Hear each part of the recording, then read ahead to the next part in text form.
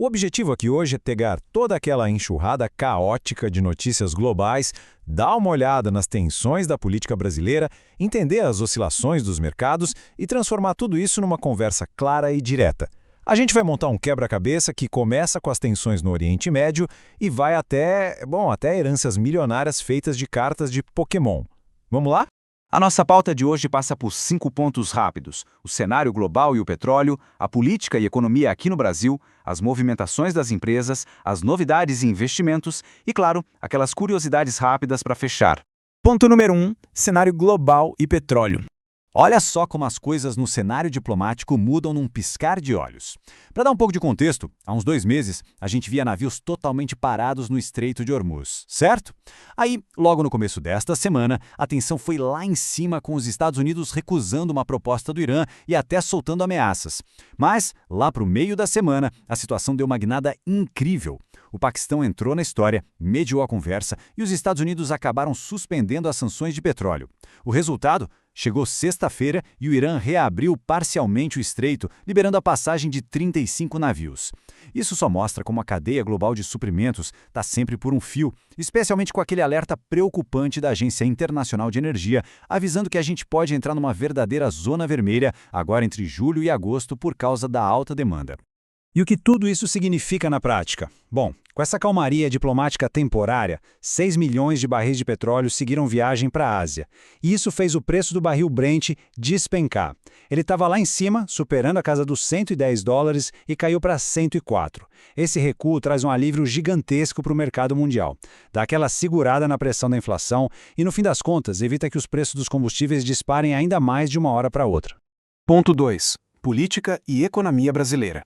Trazendo o foco aqui para o Brasil, a gente tem um cenário de vários atritos rolando ao mesmo tempo entre os poderes. De um lado, o executivo está lidando com as investigações sobre o financiamento do filme Dark Horse e o caso do Flávio Bolsonaro com o Daniel Vorcaro, e o clima está pesado. As pesquisas estão mostrando que 64% dos eleitores acham que os áudios vazados prejudicaram o projeto político. Enquanto isso, lá no Legislativo, o Senado simplesmente barrou a indicação do Jorge Messias para a STF. E por falar no Supremo, a própria Corte suspendeu a lei que aliviaria as penas do pessoal do 8 de janeiro. É uma teia super complexa de embates funcionando ao vivo e a cores.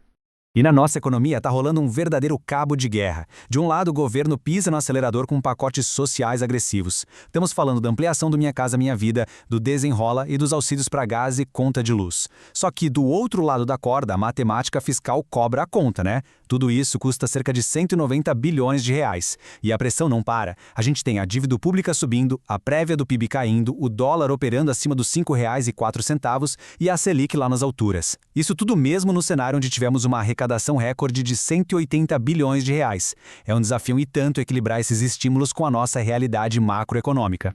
Agora o ponto 3, movimentações corporativas e mercado. No mundo da tecnologia, os números perderam a noção da realidade. A fabricante de chips Nvidia divulgou um lucro trimestral de absurdos 58 bilhões de dólares. É um salto incrível de 211% em relação ao ano anterior. É o retrato perfeito da revolução de inteligência artificial que a gente está vivendo. Mas a grande ironia do mercado financeiro é que, mesmo entregando um resultado que é de cair o queixo, as ações da empresa ainda caíram 6% na semana, só por conta de mudanças de humor do mercado como um todo. É a prova de que nem sempre lucros fenomenais geram otimismo imediato. E, em um contraste direto com os bilhões da tecnologia, a gente tem uma realidade bem mais dura no cenário nacional. A tradicional fabricante de brinquedos Estrela, que tem quase 90 anos de história aqui no Brasil, precisou pedir recuperação judicial para evitar a falência. E a reação do mercado foi impiedosa. Um tombo severo de 17% nas ações. É muito triste, mas mostra de forma clara como as mudanças de hábitos batem forte, com os velhos tabuleiros físicos perdendo cada vez mais espaço no orçamento e na atenção das famílias em favor do entretenimento digital. Ainda nas notícias corporativas, a semana marcou mudanças importantes de liderança. A B3, que é a nossa própria bolsa de valores, anunciou Christian Egan como novo CEO. O detalhe é que, apesar da mega experiência dele em bancos, o mercado estava apostando num nome interno para o cargo. Essa quebra de expectativa deu um susto inicial e as ações chegaram a cair 5%, embora o pessoal tenha se acalmado depois e absorvido melhor a notícia ao longo da semana. Ponto 4. Novidades e investimentos. A gente teve uma troca de cadeiras simplesmente monumental no cenário internacional. O Kevin Warsh assumiu a presidência do Federal Reserve, o Banco Central americano, no lugar do Jerome Powell. e o recado inicial na ata deles já foi dado. Os diretores não vão pensar duas vezes antes de subir a taxa de juros nos próximos meses se a inflação voltar a ser um problema. É uma mudança de peso que afeta literalmente tudo, desde as bolsas de valores mundiais até os custos de crédito e hipotecas por aí. E trazendo as novidades para os investimentos daqui do Brasil, o destaque absoluto foi o lançamento de uma nova modalidade, o Tesouro Renda Mais.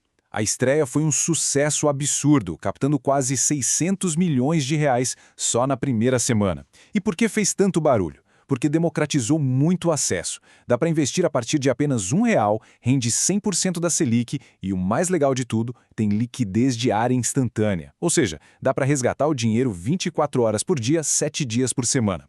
Ele virou um concorrente de peso contra a poupança e os CDBs.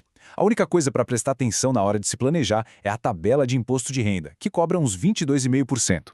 Para fechar a pauta com aquele respiro, o quinto ponto: notícias rápidas e curiosidades. Tem algumas manchetes dessa semana que parecem ficção, mas aconteceram mesmo. O Neymar Júnior foi convocado para a seleção, só que, ironicamente, uma enxurrada de apostas esportivas está rolando cravando que ele não vai entrar em campo de jeito nenhum. Em Santa Catarina, o fanatismo pela Copa do Mundo fez uma mãe comprar incríveis 14 mil figurinhas de uma vez só. E lá no Japão, a inovação militar foi parar em outro patamar. Os caras simplesmente lançaram um drone feito de papelão, ele voa a 100 km por hora e o custo é só uma pequena fração do que seria um equipamento tradicional. Surreal, não é? E se a gente está falando de valores e ativos inusitados, uma jovem suíça de apenas 20 anos acabou de herdar uma coleção gigantesca com 60 mil cartas raras da franquia Pokémon. Se a gente converter e ver a avaliação final dessa herança, a brincadeira bate na impressionante marca de 600 milhões de reais.